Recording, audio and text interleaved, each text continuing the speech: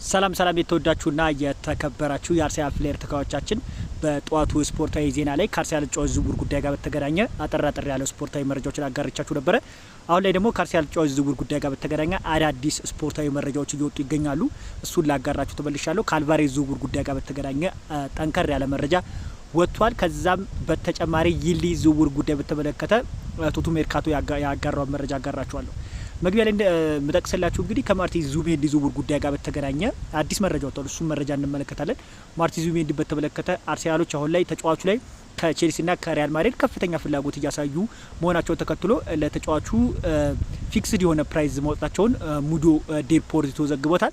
እሱን የተመለከተ መረጃ እንመልከት። ሪያል ማድሪድና ቼልሲ ፍላጎታቸው ማሰታቸውን ተከትሎ አርሰናሎች ለማርቲን ዙቢሜንዲ ዝቅተኛ መሸጫ ዋጋ 78 ሚሊዮን ፓውንድ መመደባቸው ተዘግቧል።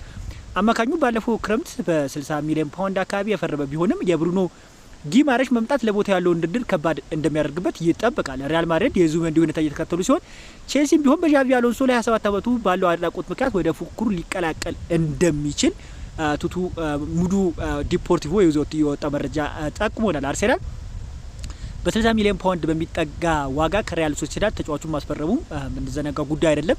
ከዚህ ጋር በተገናኘ አርሰናል ለተጫዋቹ 78 ሚሊዮን ፓውንድ መበደባቸው ተዘግቧል። ተጫዋቹ ቢለቅ ደስተኛ ናቸው ወይ? ኮሜንት ላይ እየገባችሁ ማርቲን ዙቢሜንዲ ይቆይ ወይስ ይልቀቅ የሚለውን ነገር ኮሜንት ላይ ሁላችሁም እየገባችሁ ይቆይ የምትሉ ይቆይ በሉ፣ ይልቀቅ የምትሉ ደግሞ ይልቀቅ በሉ። ነገር ግን እኔ በእኔ እይታ ማርቲን ዙቢሜንዲ በአርሰናል ቤት ቢኖር አሪፍ ነው ብዬ እገምታለሁ። ተደጋጋሚ ጊዜ ተከታታይ አርሰናል አሁን ምንም እንኳን ብሩኖ ጊማሬሽን ቢያመጣ ስኳድ ዴፕዝ ግዴታ ነው ያስፈልጋል። አርሰናል ማርቲን ዙቢሜንዲ ቢሸጥ ከሆነ በሱ ቦታ ላይ ማንን ይጠቀማል? እንግዲህ ዲክለር ራይስም ቋሚ ሆኖ ከተሰለፈ ብሩኖ ጊማሬሽም ቋሚ ሆኖ ከተሰለፈ የነሱ ተተኪ አገኘ ማለት አይችልም ማለት ነው። ስለዚህ እኔ በግሌ ማርቲን ዙቢሜንዲ በአርሰናል ቤት ቢቆይ ባይ ነኝ። ምንም እንኳን በጣም አጫጭር ፓሶች ባክ ፓስ ቢያበዛ ተጫዋቹና ተደጋጋሚ ጊዜ የሰራቸው ስህተቶች አርሰናልን ጎል እንዲቆጠርባቸው ቢያደርግም ነገር ግን ተጫዋቹ ደግሞ በጣም በትናንሽ ጨዋታዎች ላይ ኳሶችን በጣም ይቆጣጠራል። በጣም ሃይት ኢንቴንስ ያሉ ጨዋታዎችን እንዴት ኮንትሮል አድርጎ ይዞ እንደወጣ ለመመልከት ሞክረናል እና ይህንን በተመለከተ እኔ በክለቡ ቢቆይ አርሰናል ይጠቀማል የሚለውን ነገር ግላዊ አስተያየቴን እጠቅስላችኋለሁ። ከማርቲን ዙቢሜንዲ ጋር በተገናኘ ዲራሪዮ ይዞት በወጣው መረጃ መሰረት ማርቲን ዙቢሜንዲ በዚህ ክረምት አርሰናልን እንደሚለቅም ተነግሯል። ከማርቲን ዙቢሜንዲ ጋር ያለኝ መረጃ ይሄን ይመስላል። ከሁሊያን አልቫሬዝ ዝውውር ጉዳይ ጋር በተገናኘ መግቢያ ላይ እንደጠቀስኩላችሁ ጥቂት የተባለ መረጃ አጋራችኋለሁ። ከሁሊያን አልቫሬዝ ጋር ብያችሁ ነበርና በአትሌቲኮ ማድሪድ በኩል ነገሮች ለሁሊያን አልቫሬዝ አሁን ግልጽ ሆነውለታል። ባርሴሎና እንደማይሆን ተነግሮታል።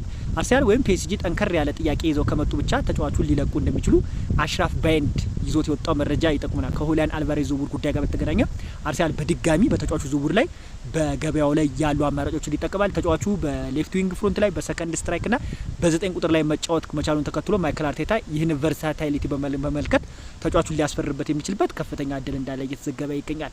ከይልዲዝ ዝውውር ጉዳይ ጋር በተያያዘ መግቢያ ላይ እንደጠቀስኩላችሁ ይልዲዝን በተመለከተ አርሰናል ጠንከር ያለ ነገር ይዞ መጥቶ ተጫዋቹን ለማስፈረም እንቅስቃሴ እያደረጉ መሆናቸውን ተዘግቧል። ተጫዋቹ ወደ አርሰናል የሚዘዋወርበት ከፍተኛ እድል እንዳለ ተዘግቧል። ሌላ ከዝውውር ጉዳይ ጋር በተገናኘ አንድ አዲስ አፕዴት መረጃ ምንድነው? የቼልሲ የቀይ መስመር መረጃ የሆነው ሳይመን ፊሊፕስ ይዞ በወጣው መረጃ መሰረት ኔቶ በወኪሉ በኩል ለአርሰናል መቅረቡን የሚያመላክት መረጃ ወጥቷል። ቼልሲ ከተጫዋቹ ዝውውር እስከ 70 ሚሊዮን ፓውንድ ድረስ እንደሚጠይቁ ተዘግቧል። አርሰናል ይህን ተጫዋች ያስፈርማሉ የምንመለከተው ጉዳይ ሆኖ ነገር ግን እንግዲህ ፔድሮ ኔቶ በወኪሉ በኩል ለአርሰናል መቅረቡን የሚያመላክት መረጃዎች እየወጡ ይገኛሉ። የኤዝሪ ኮንሳን ጉዳይ በተገናኘ ደግሞ ጉራዲያን ስፖርት ይዞት የወጣው መረጃ አርሰናል ኮንሳን ለማስፈረም አዲስ ጥያቄ ይዞ እንደሚመለሱ ይጠበቃልም ሲል ጠቅሷል። በዚህ ተጫዋች ዝውውር ጉዳይ ጋር በተያያዘ ግልጽ የሆነ ነገር ልንገራችሁ። አስቶን ቪላ ከተጫዋቹ እስከ 60 ሚሊዮን ፓውንድ ይፈልጋሉ። አርሰናል በምን አይነት ገንዘብ ይሄን ተጫዋች ያስፈርሙታል በቀጣይ የምንመለከተው ጉዳይ ነው። በተደጋጋሚ ጊዜ በፕሪሲዝን ላይ ከተመለከትናቸው ክፍተቶች ውስጥ የዊሊያም ሳሊባ ቦታ ክፍተት እንደፈጠረ በተደጋጋሚ ጊዜ እኔም በዘገባዬ ላይ ተናግሬያለሁና አርሰናል እሱን ተመልክቶ ተከላካይ እንደሚያስፈርም ይጠበቃል። ኤዝሪ ኮንሳ ደግሞ የአርሰናል ተመራጭ እንደሆነ በተደጋጋሚ ጊዜ ተዘግቧል። ዴቪድ ራያ ባልተጠበቀ መልኩ የእረፍት ጊዜውን አቃርጦ ወደ መድፉ ስብስብ መመለሱን የሚያመላክት መረጃዎች እየወጡ ይገኛሉ። አርሰናል ሁለቱም ያስፈረማቸው ሁለተኛ ግብ ተጠባባቂዎች ደካማ ፐርፎርማንስ በፕሪሲዝን እያሳዩ ይገኛሉ። አርሰናል በጣም የሚያዩት ነገር መሆን አለበት። ሌላኛው ቤንጃኮቭ አንድ መረጃ ይዞ ብቅ ብሏል። ከገብርኤል ማርቲኔዝ ዝውውር ጉዳይ ጋር በተገናኘ ነገር ግን የአርሰናል የጋብሪኤል ማርቲኔሊ ተተኪ እስካላገኙ ድረስ ማርቲኔሊን ለመሽጠት ፈቃደኛ ይሆናሉ ብዬ አልጠብቅም ሲል ገልጿል። ከጋብሪኤል ማርቲኔሊ ዝውውር ጉዳይ ጋር በተገናኘ አሁን በጣም ከጋላታሳራይ ጋር ስሙ በደንብ እየተያዘ ይገኛል። ከስምምነት ጉዳይ ጋር በተገናኘ ቤንጃኮፍ ያገረው መረጃ ላጋራችሁ። ጋብሪኤል ማርቲኔሊ ለጋላታሳራይ ጥሩ አማራጭ ሊሆን ይችላል። ምክንያቱም ከራፋኤል ሊዮ ጋር በተደረገው ድርድሮች እስካሁን ምንም አይነት ለውጦች አልታዩም። ጋላታሳራይ ቅዳሜና እሁድ አርሰናል ስለ ስምምነቱ አንዳንድ ነገሮችን መጠየቃቸው ከቤንጃኮፍ መረጃ ለመረዳት እንችላለን ማለት ነው።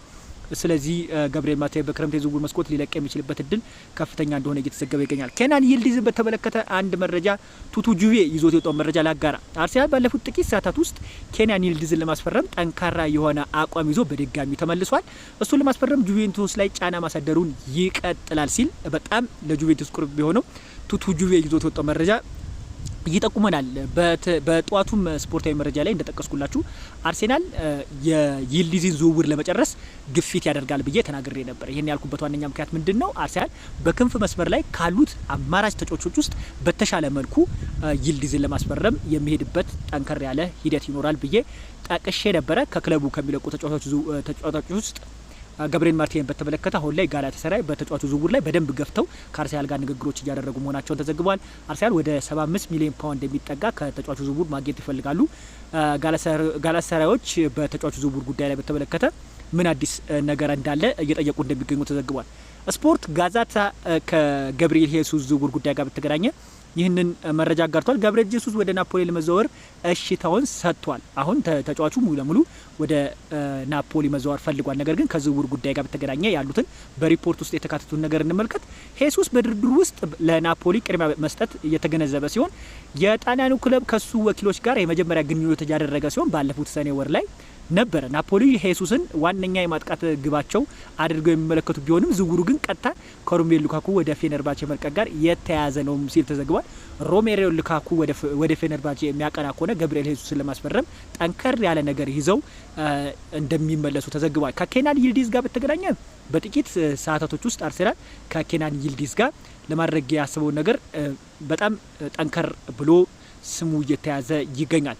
ብራድሊ ባርኮላን በተመለከተ ደግሞ እንመልከት። ጥቂት የተባለ መረጃ በጠዋቱ ላይ መረጃ ላይ ተጫዋቹን ዝውውር ጉዳይ በተመለከተ በጥቂት አጋሪቻችሁ ነበረ። ብራድሊ ባርኮላ በለንደን መኖር እንደሚፈልግ ተናግሯል። ይህ ደግሞ እንግዲህ ቶክ ስፖርት በጣም ታማኝነት እንዳለው ይታወቃል። ዴቪድ ኦርስተንም እንግዲህ ከቶክ ስፖርት ጋር ግንኙነት እንዳለው ይታወቃል እና ብራድሊ ባርኮላ አሁን ላይ ወደ አርሰናል ዝውውር ማድረግ እንደሚፈልግ የሚያመላክቱ ምንጮች ወጥተዋል።